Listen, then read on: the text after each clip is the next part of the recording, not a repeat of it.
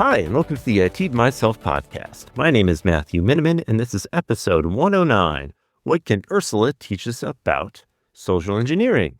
So, Ursula, she is a Sicilian. She is the sister to King Triton.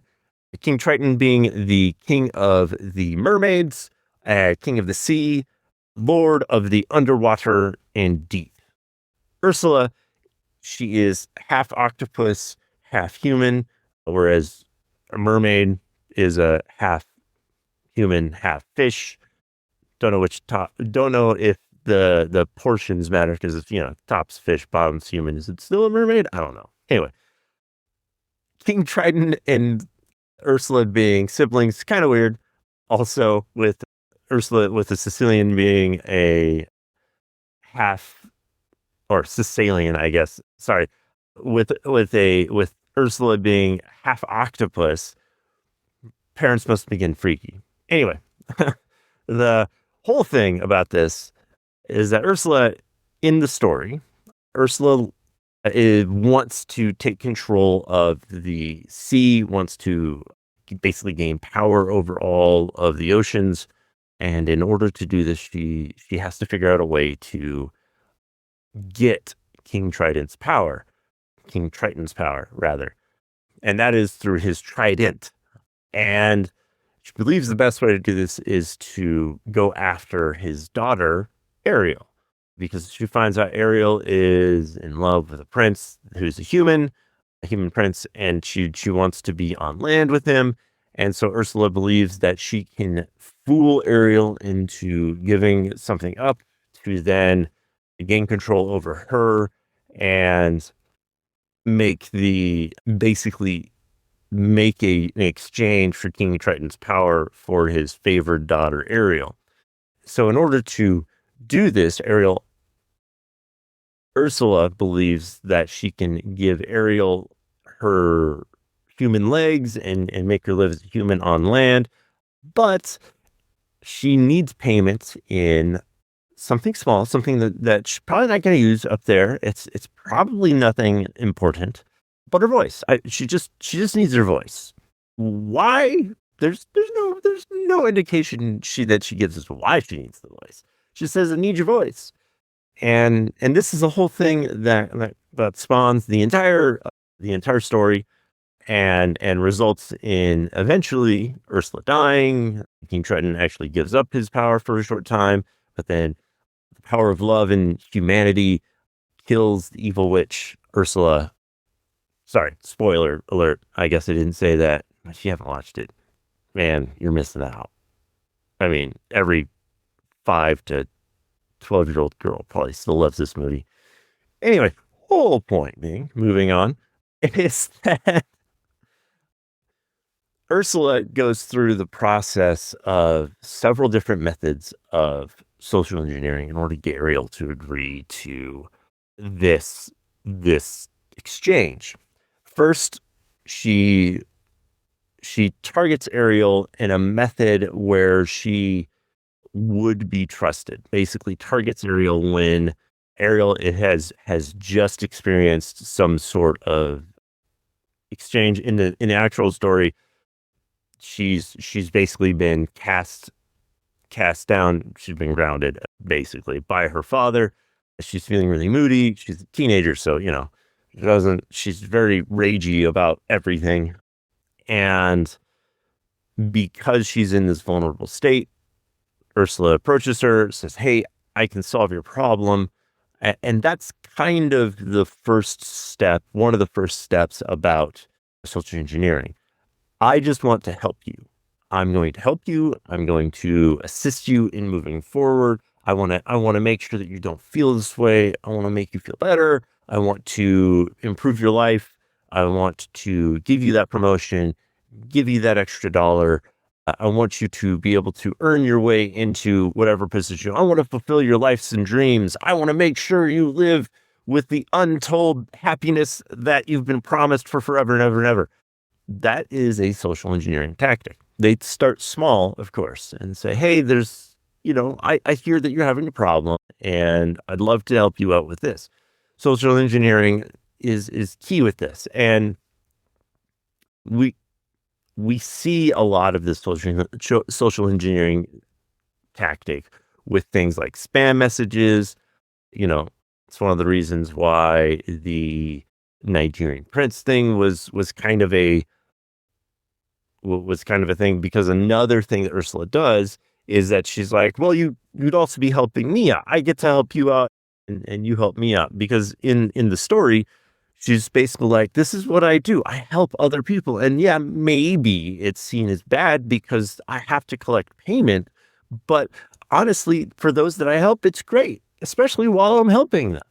And so she's basically, I can help you, you can help me, we can do the thing, and this is what I do. She comes from a place of experience and basically just trying to convince Ariel to give up her voice.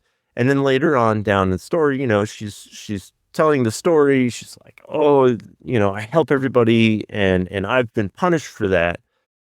And then later on in the story, she, even though this is something that she does all the time, and that she loves to help other people, she then goes, "But I need you to make this decision now.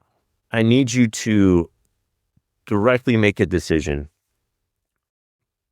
and I don't have time for you to wait. This is a limited time offer. You're going to miss out if you don't do this now." So on and so forth. Basically, what Ursula is doing is what we see in a lot of other social engineering attacks, is that she's attaching a sense of urgency, a fear of missing out, to the entire interaction.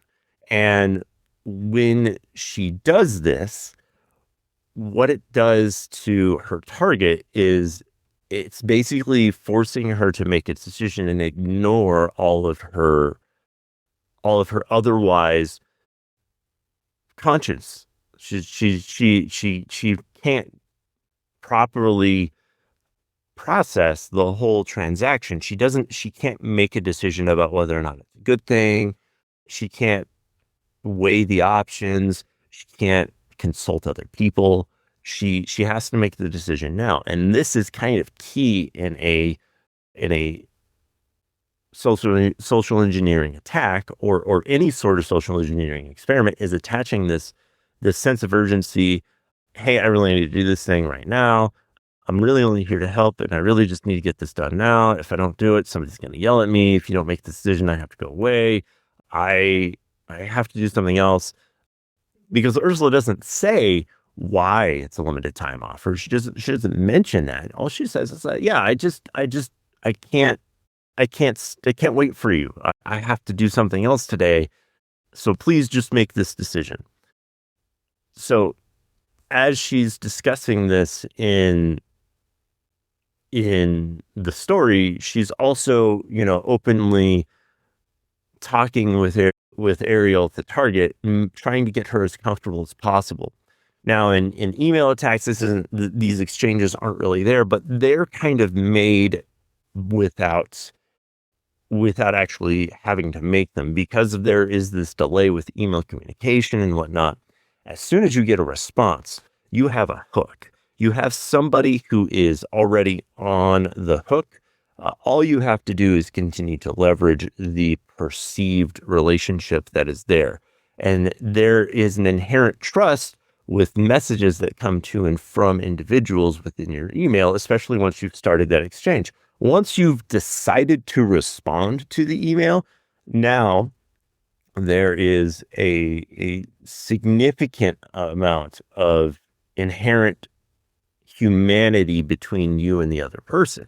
Even though you've never met this person, you have no idea if you like them, you have no idea. The fact that you've responded to them, you are psychologically now primed to respond to them more and more, and give them just eeks and ebbs of your trust. And this is a tactic that we see a lot. So, the entirety of the social engineering attack, it can be seen a lot of different ways. And one of the things that you may or may not notice is, say, for instance, you have somebody who's asking for money on the street. Somebody sitting there with a cup in their hands. It's a lot easier to ignore somebody who is making no effort to have direct interaction with you. However, if somebody catches your eye and looks you straight in the eye, it is much harder to refuse a conversation or refuse an interaction with that person, because you've now locked eyes, you've made eye contact, you know they're human, they know you're human, and now the entire it's much harder for you to just walk on by without saying anything. Not that you can't, it's just much harder. And those are things that attackers rely on when you are being targeted for a social engineering attack. And when I say social engineering attack, this does not mean this is the breach. This does not mean this is the theft. This is just getting somebody in the door, and you get exposed to this probably more times a day than you actually fucking realize. And part of the problem is that you are so incensed to this because there is so much more, it's happening so much around you that it is impossible for you to identify it when it actually does happen. I mean, it happens to you with ads. It happens to you with salespeople, cashiers, happens to you when you walk into a store, happens when you drive past a building.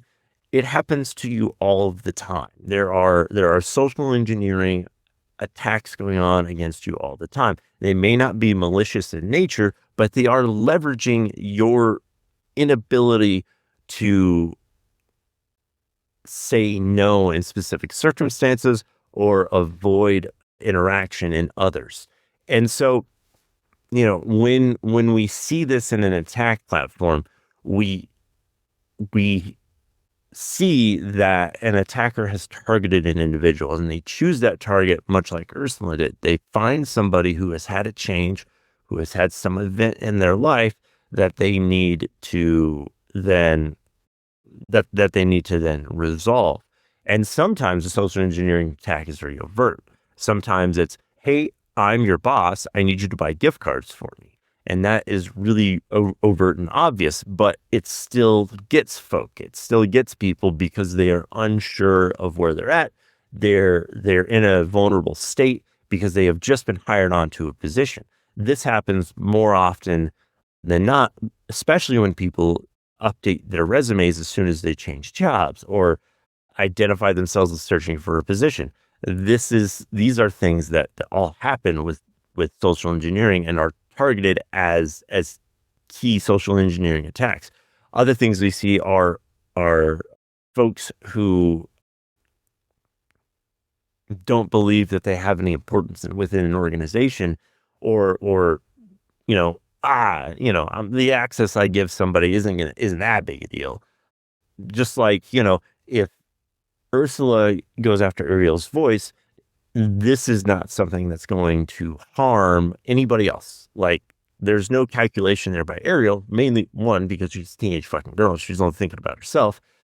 And that sweet, never mind. Skip that. She's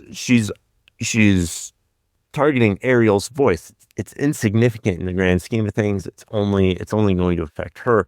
But when as the story unfolds, she uses that small bit of leverage to then gain control over Ariel, to then gain control over King Triton, and then take control of King Triton's trident to gain control over the ocean, which is how social engineering attacks work. And as an example of this, we saw it in the MGM Grand attack. The attackers got in, they asked for something small, built that into something bigger, and then eventually gained control of the entire environment, which brought it down to its knees, and there was a gigantic breach. Cost MGM Grand something like $1.2 billion. It's not an insignificant hack. And again, it started when the attacker asked for something small. Hey, I just need you to change the password. Not something that is incredibly difficult, not something that is incredibly life-changing. You wouldn't really think there'd be anything associated with that attack or anything associated with that would bring down the organization. It was just something small. but it led to a larger consequence. And that's how a lot of attackers get in when they go through this methodology. If they invest the time and effort to go after you with a social engineering attack, they'll typically ask for something small, something insignificant, something that might not matter. And there are two reasons to this. It's not just, hey, this thing will help me with my next step in the goal, or I really need this thing to do what I want to do. Sometimes that ask can simply be, once you've given one thing, you are infinitely more likely to give another. And that's kind of another portion of this whole attack methodology. If I can get you to give me that $1, I can get you to give me another $1. If I can get you to let me in the door, I can get you to let me pass the next door. If I can get you to respond to my email, I get you to respond to the next email, and so on and so forth. And it builds and builds and builds. And that's what these attackers are really relying on. They are relying on you to basically place them into trust because you've given them additional trust. Once you've given them a little bit, it becomes a lot easier for them to understand and manipulate you into more trust. So how do we stop this? How do we make ourselves aware? How do we plan on preventing a social engineering attack when we're targeted? Well, unfortunately, your human nature, it's going to be impossible for me to program. And honestly, I don't want to program you away from it, because that's how we operate within a normal society. There are inherent societal rules that we've all signed as a part of the societal contract. There are things that we have to do, and things that we are expected to do, and things that we feel are good and right, just in the general principle of our being. But there are ways to reduce your risk. And that is, one, always verify who you're talking to. If you don't know who you're talking to, make sure that you do know. If you're being contacted by somebody who presents themselves as the president or CEO of your company, and you don't know who the fuck that is, or you've never talked to them, or I don't know, it's coming from an email address you don't recognize, maybe ask a question. Maybe say, hey, I don't know. Hey, can you have somebody else call me? Always ask that question. The second thing is fear, uncertainty, and doubt, and the false sense of urgency and the fear of missing out. Those are all things that you have to program yourself to not leverage. The primary thing that attackers will attempt to leverage is that fear, uncertainty, and doubt, and that sense of urgency. If they can get you to ignore your ability to double check something, that is where they can attack you. That is where they're going to gain access. That is where they're going to be able to really leverage the cracks in the system. If there's a problem, if there is an incident, if there's something that is causing an issue, you double checking on it does nothing bad.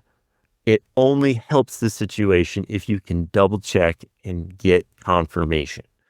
So in the event that there's something going on that you feel like, hey, this is really kind of weird, or hey, this might be something that is different, double checking and getting confirmation on it from a separate source that you can identify is going to be worth it.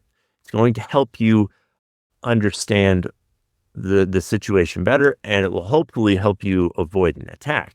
Now, again, we see this attack in real life all the time, and we're coming up now on Black Friday and the Christmas season, and people shopping like crazy and thinking they're getting deals.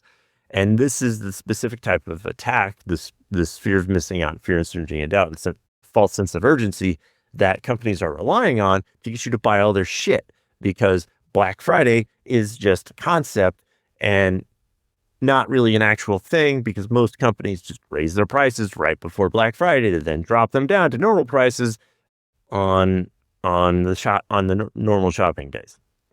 Sorry, fucking way tangent. Whoa, we're talking about social engineering, hacking, all of that.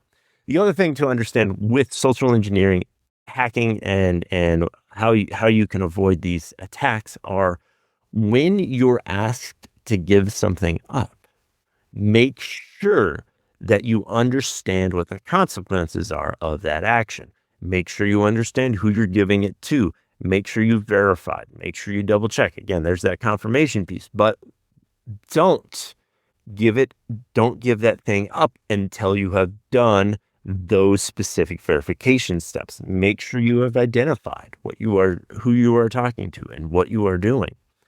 And of course, it doesn't hurt to always say, no, I can't do that right now. No, that's not my job. No, that's not something I normally do. No, that I can't normally take care of that. Hey, if you need that done, you need to go through the normal ticketing system. And if they refuse or tell you no, hey, that's their problem, not yours. One of the things you have to understand is that attackers will typically never get upset or angry. They typically won't dissuade you from trying to trust them. They might get disappointed. They might hum and haw about it, and they might try to keep you on the phone for as long as possible or on the line for as long as possible, whether it be email or whatever.